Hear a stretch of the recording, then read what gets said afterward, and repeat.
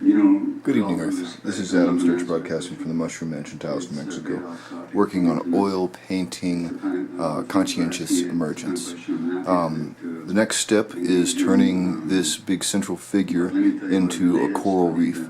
Well, kind of corally, kind of stony, but I'm going to use a light blue blay.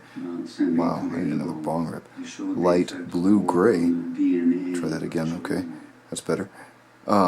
To start carving in a texture and lights on the highlight side of this figure. So I'm going to start with the top and see how far I can get in this little session here. Also have a new Gabor Mate movie brewing and uploading right now that will be posting shortly. It's an awards ceremony and a Q&A afterwards. Very good, very good lecture. Hi, Dr. Mate. Nice to meet you finally. My name is Lindsay Vine, and I'm a mind-body coach, and I actually teach a lot of your material.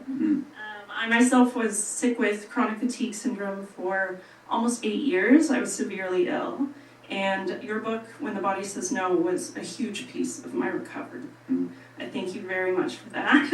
I also wanted to let you know that I'm a mind-body coach now, and I'm teaching within the healthcare system here in BC. Through Dr. Rick Arsenault. I teach courses. Who do you teach? I teach the patients in the BC system through Dr. Rick Arsenault. He's the top chronic fatigue doctor in BC, and then I'm going to be teaching through Dr. Hyams, who is the top pain doctor in BC as well. And a lot of what I teach is your material, so I want to say thank you very much, and I wanted to let you know that it is coming into the healthcare system. It's happening, okay. It is happening, very slowly, but BC is like the forefront of this, and I'm so happy to be part of that. My degree is from SFU in public health, so I'm very proud to be teaching your work.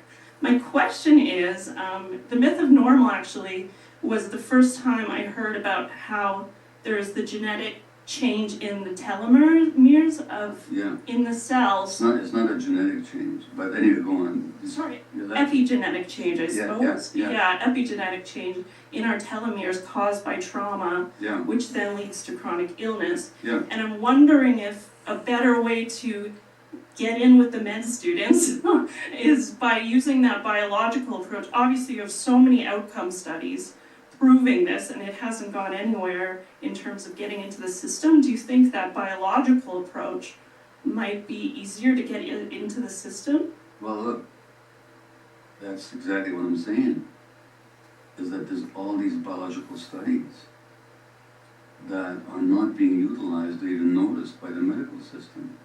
It's not for lack of information, it's not for lack of studies, it's not for lack of physiological evidence. So telomeres, as this questioner mentioned, is the structure at the end of our chromosomes. It's like the aglet at the end of my shoelaces. It keeps the strands together. So telomeres keep the strands of DNA together.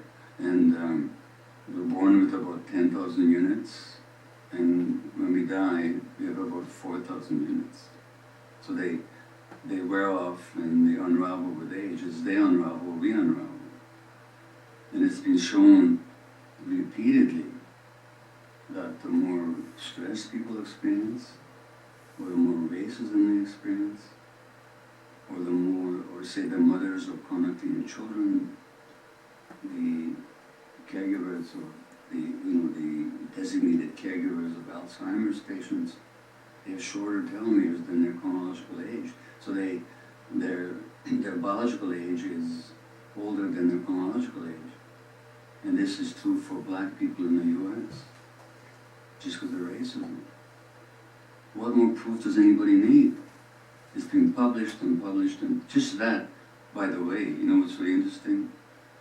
Is they looked at the telomere length of medical residents, and they shorten faster than other people their age. They're under tremendous stress, and that chronologically ages them. But what more research is required? So it's not that the biology doesn't exist, it's just that it's not considered. You're quite right though. If you're trying to appeal to the medical mind, and if you have the opportunity to do so, bring in the biology. There's lots of it, lots of it. Thank you. We have another question over here. Behind you. Yeah.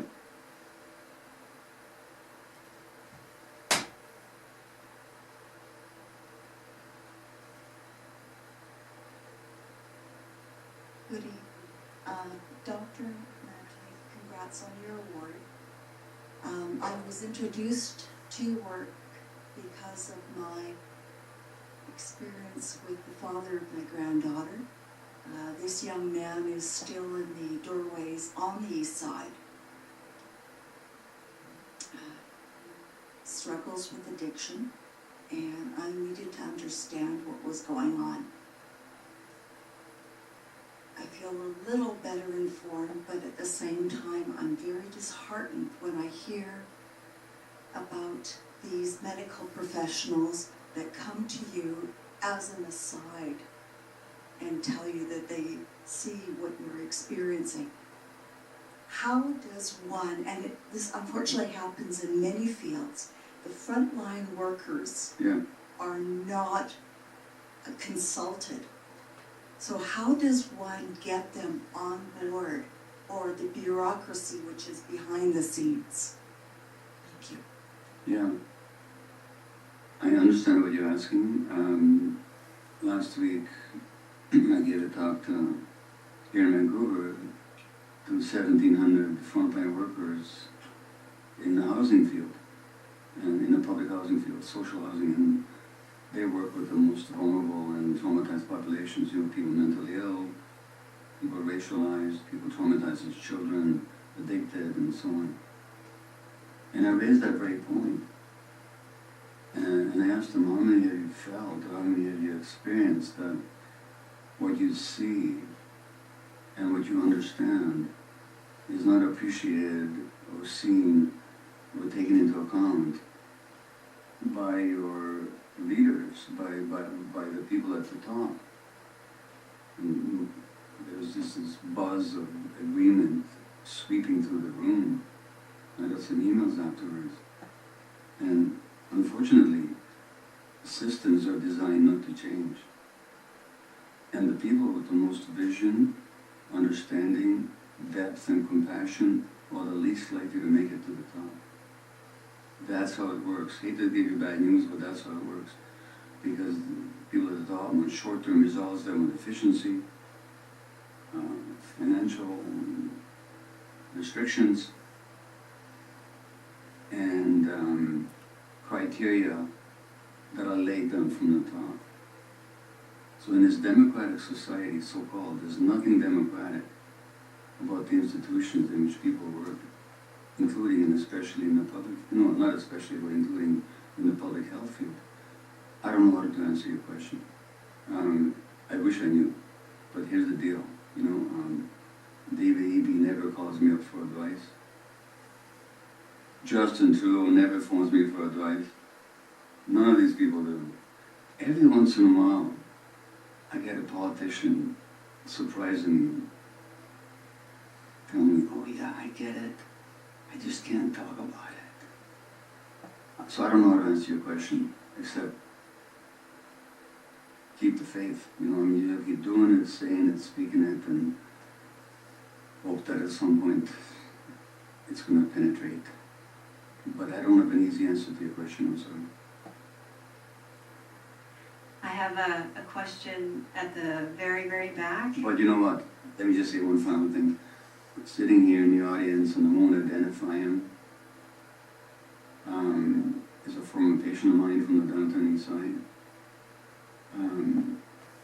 whose life was at risk much of the time, with infections in his body that threatened his very survival. His addictions were compelling and chronic, and it was like a prison. He's free now, and he's healthy now, and he's okay now. So you don't give up on anybody, including your relatives, your son. You don't give up on anybody, okay?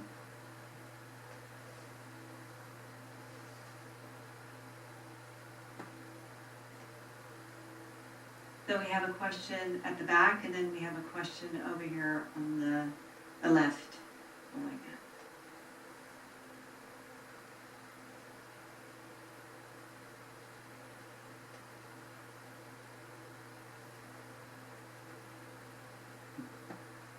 You're just getting the mic turned on.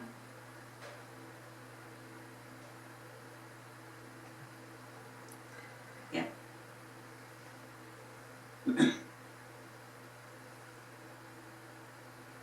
Thank you, Dr. Mate. My name is Michael. My pronouns are he, him. I want to say that in a more positive attitude, that I'm a delegate at the BC Federation of Labor Convention right now. Yeah. Last convention, I stood up and spoke at the mic about the medical model versus the social model, Yeah. because with respect to that, I have in the past I was, diagnosed with mental illness and also addiction. Mhm. So right now I'm 27 years clean and sober, right?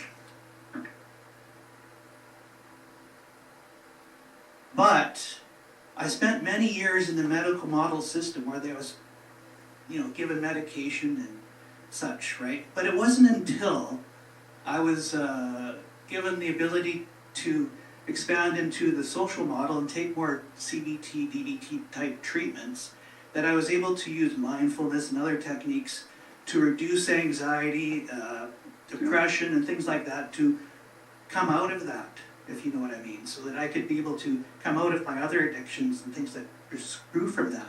So I'm just saying that I do have connections with some politicians, and we're trying hard to try and build in the social model into the public health system. But right now, what our biggest problem is that the funding is only for the medical model, right? Like you're talking about, we can only get medication and psychiatry for our mental health illnesses. Yeah.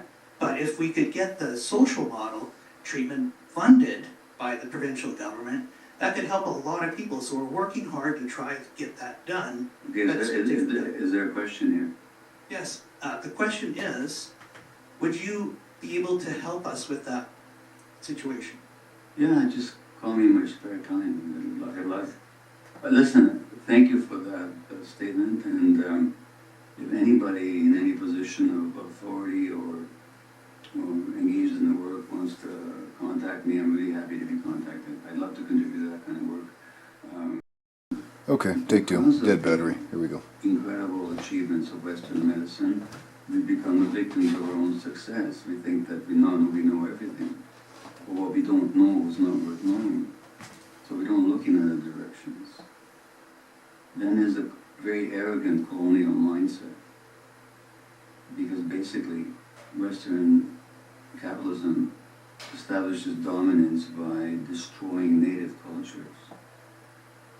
So which had to be made to seem inferior.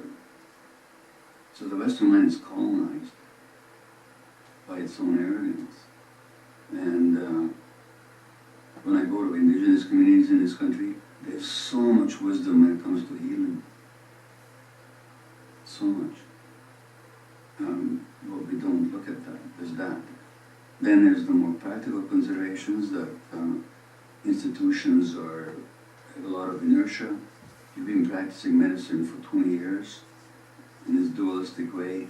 It's very hard to let go of that identity and just admit, there's a lot I don't know. You just carry on with what you know and what you're expert at. And then there is the training of medical doctors. Somebody once said, how do you build a cult where you separate people from their families, you sleep deprive them, you give them a uniform, a jargon only they can understand, and put them under authority and leaders. That's how you build a cult. In other words, you send them to medical school, which is a highly traumatizing experience for a lot of people. And doctors talk about this, some of them, very openly. And finally, probably not exhaustively, but finally, there's the influence of the pharmaceutical companies who funds research, those that will profit from it. That's what's presented in a lot of the medical journals. There's no profit to be made in talking to people about their traumas and their stress. But there's a profit to be made by making a pill that will mitigate the effects of the trauma and the stress. A lot of profit.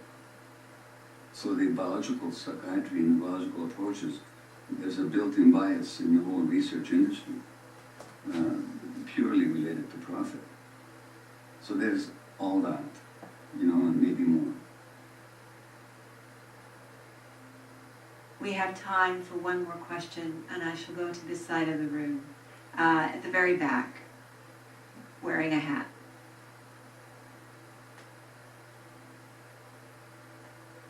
I'm sorry, we have limited time, and we knew we would not get through all the questions. Please do join the book signing. Please do come to the event afterwards, the reception, and we appreciate your patience and forbearance for not being able to ask the questions that you wish to have.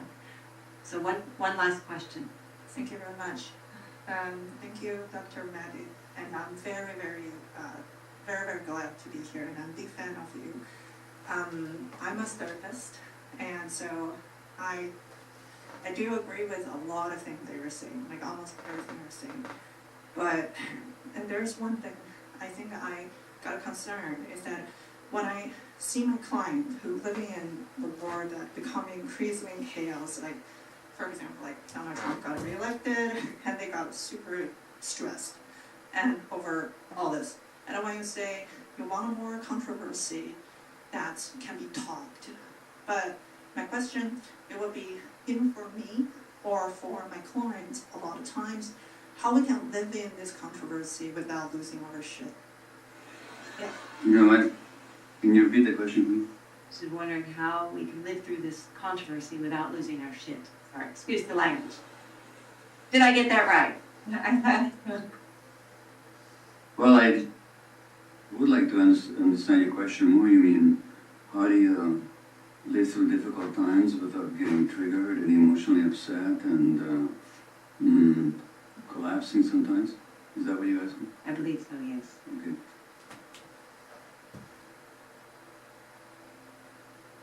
Well, and you think I know the answer? I don't always negotiate that channel very well. Sometimes I lose it. Less than I used to. I think that takes a lot of work. I think it takes, if you're a therapist, and I think I heard you say that you're a therapist, Right. the most important work you'll ever do is on yourself. And it's ongoing work. And for me, it's ongoing work. Literally, it means taking care of all aspects of my life, in all its various dimensions. And you know what? I called up a therapist 2 weeks ago, precisely because, and not for the first time this year, precisely because of the issue that you raised. I was kind of losing it, and I needed some guidance, some mirroring, some being heard, and I found it very helpful. And I have another appointment for this weekend, online. So, but there's other things in terms of self-regulation, taking care of body and soul, relationship, and so on. Not taking on too much, saying no when it's too much. And when necessary, you just reach out for help and don't expect perfection of yourself, because I hate to tell you, you'll never get it. And give yourself credit for the work you do, and allow yourself the grace and the compassion that you're a human being, and sometimes you lose it. And you'll come back, and you get help, and you'll deal with it. They're never going to be perfect. So thanks.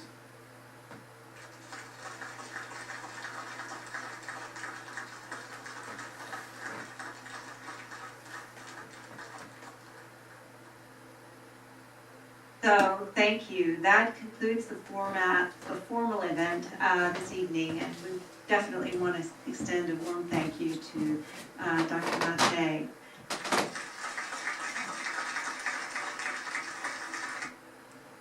By the establishment, the whole falderall and hoop-de-doo about the 1960s was that the crypto-fascist bullshit agenda was damn near overthrown by a bunch of 19 and 20-year-olds on campuses scattered around the high-tech world.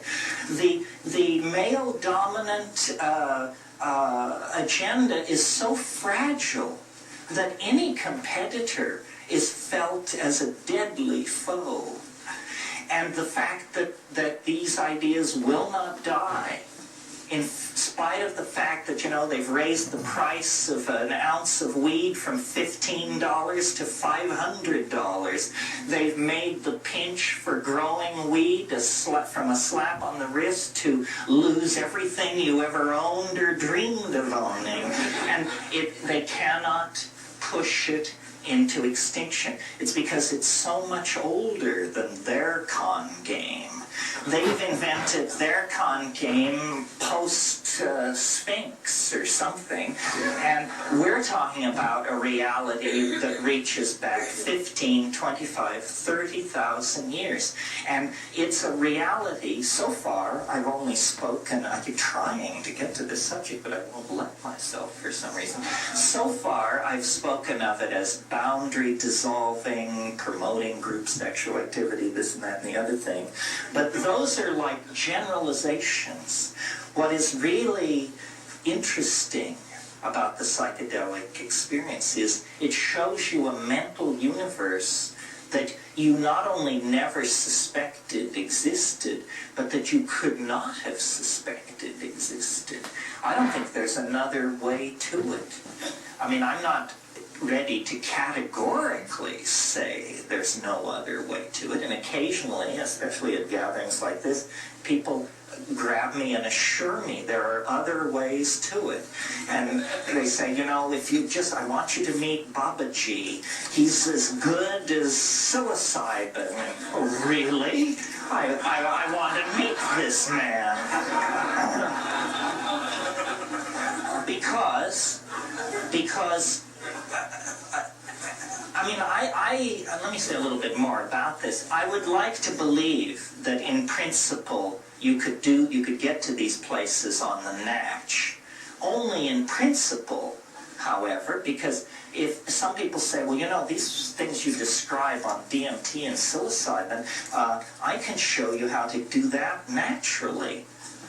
No, thank you. Are you kidding? Thank God I have the drug as a kind of marker so that I know when I'm getting close to that stuff. If I woke up one morning in that place and I couldn't tell myself I'd taken mushrooms, I would define myself as seriously discombobulated and wait to see what happens,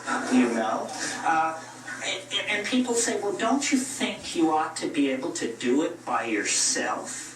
And I love this question because the answer is you can't do it by yourself. That's the entire message of the last 10,000 years of human history. The self is insufficient.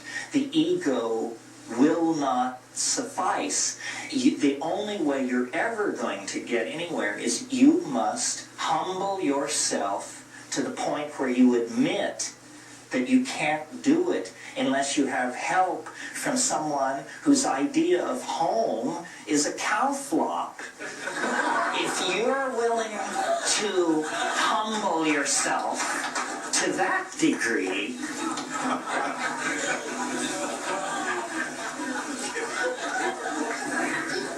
then maybe we can get somewhere. The content of the psychedelic experience is, I believe,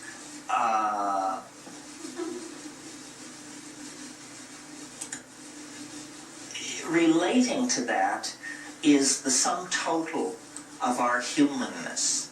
And I think, based on experience, that there is a certain amount of leakage from the future backward into the past.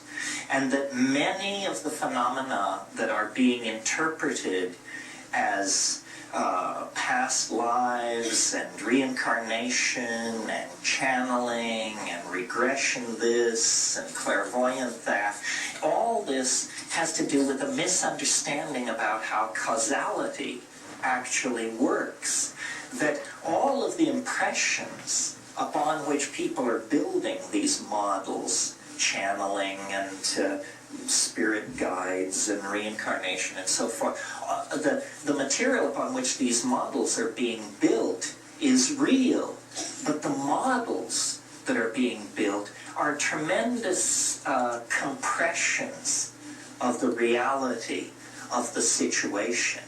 I mean, when someone tells me that they experienced a past life regression and that they were a butcher in 13th century Florence, I always think to myself, but you were a butcher in 13th century everywhere, and you were a butcher in 14th century everywhere. I mean, once the connection is open, the connection is not particular. The connection is general. It is all reality is who you are. All reality is where you are and where you've been and where you will be. And two things are operating in the hidden dimension of the human mind. One of them is what I call the Gaian mind. And this is being imaged in this society as the rebirth of a kind of goddess. People are realizing on different levels and at different levels of sophistication that the energy of being can be imaged as a female enteleki, an enclosing, nurturing, caring, forgiving kind of enteleki. And this is what psychedelic shamanism has always been about. It's about a connection to the Gaian mind. And this gives you, obviously, a tremendous sense of being embedded in a larger coherency than merely the coherency of your own small life. And that's very empowering. But it's not the general sense of things that this Gaian mind imparts that is really, to me, the interesting part. It's that the Gaian mind is a real mind. It has information. It can tell you things of the most specific and personally important sort. It tells you where the game has gone. It tells you who poisoned the well. It tells you who raped so-and-so.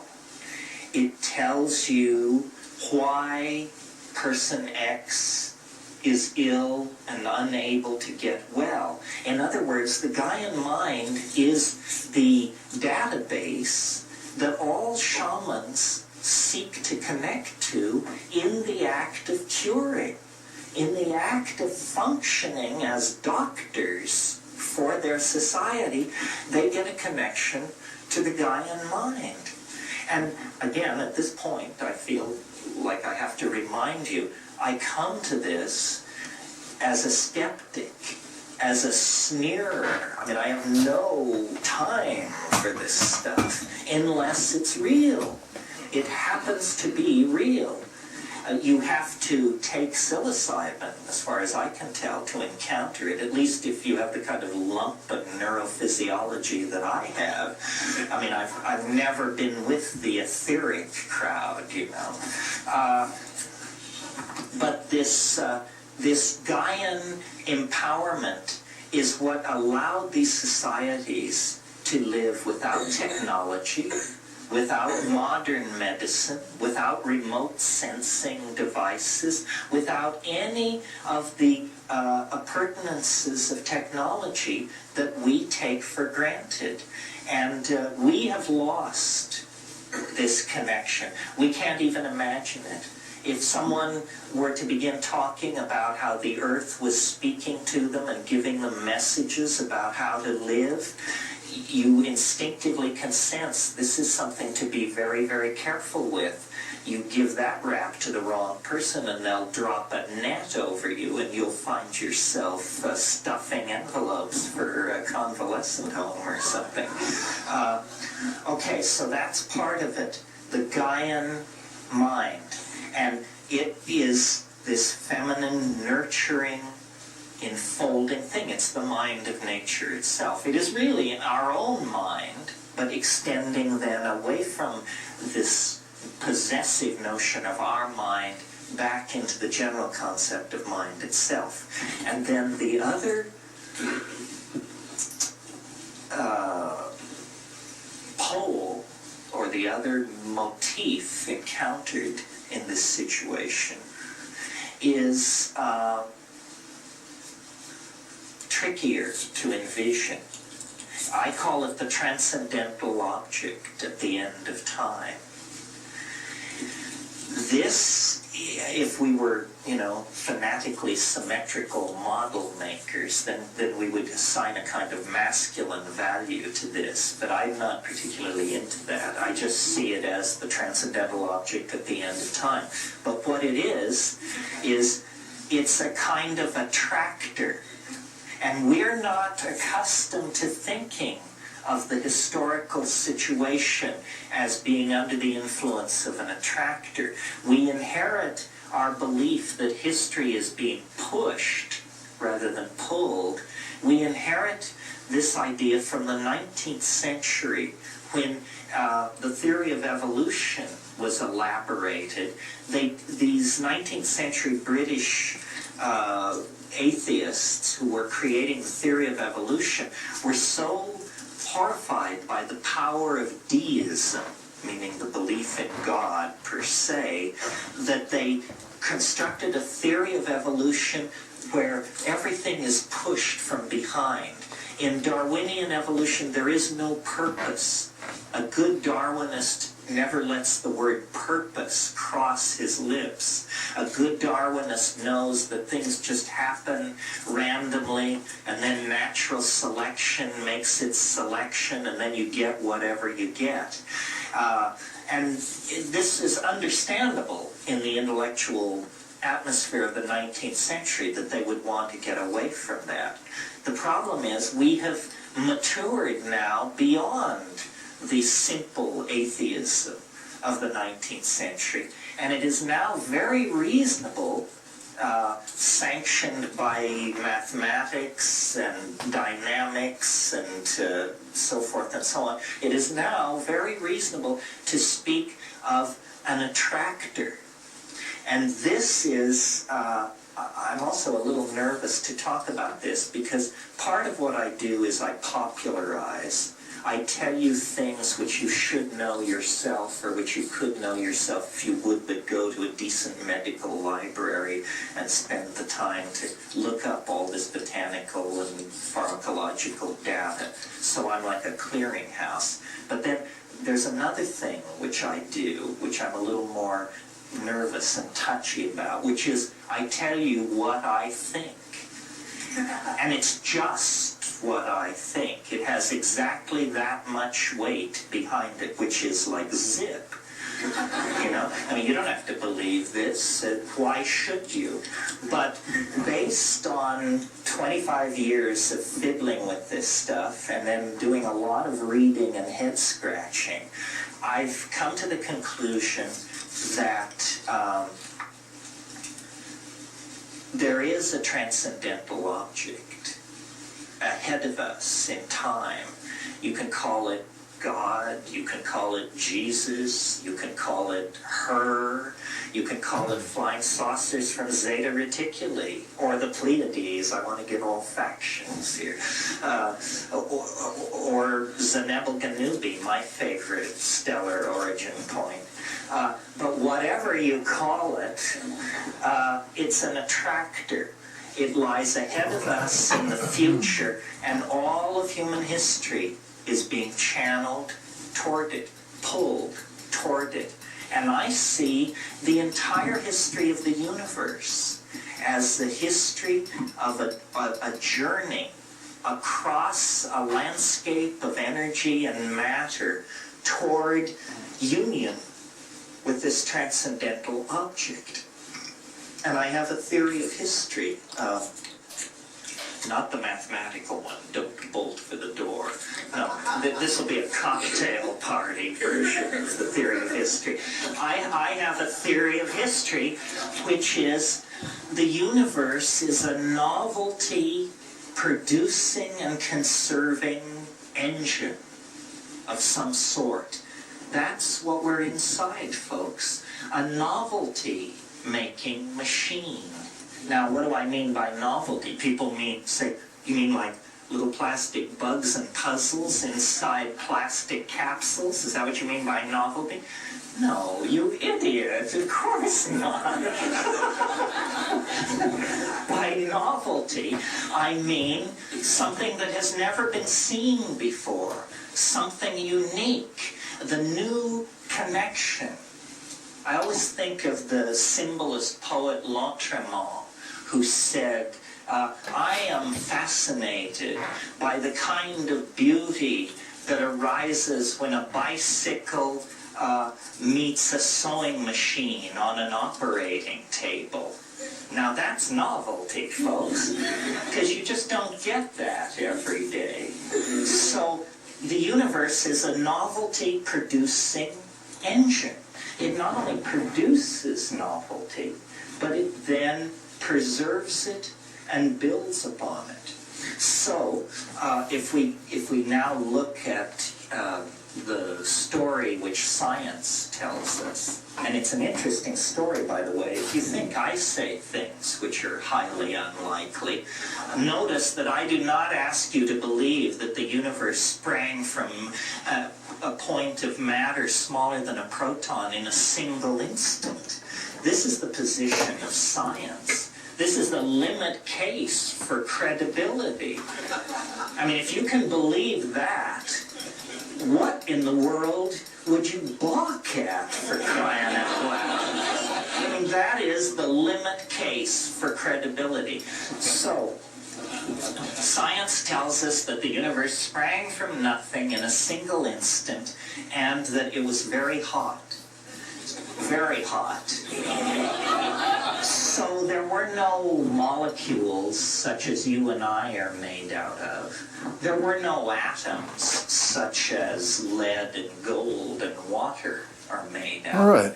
There was So that gets her pluralness started. of electrons. And that was all. And the physics of that I believe what universe I'll were do for the incredibly next session simple. is take the value down a notch and then do another layer and continue doing that until she has very sort of tenebratic lighting. I think that's the word, tenebrism. Tenebrism? Whatever. Anyway, so the lighting will be very dramatic and stark. And then we'll continue with the rest of the scenes. So that's it for the moment. I'll also drop the shadow in on the deep sea diver. So that's it for the moment, though. That's Adam Sturch broadcasting from the Mushroom Mansion, Taos, Mexico, working on oil painting, conscientious emergence. Have a good night, everyone.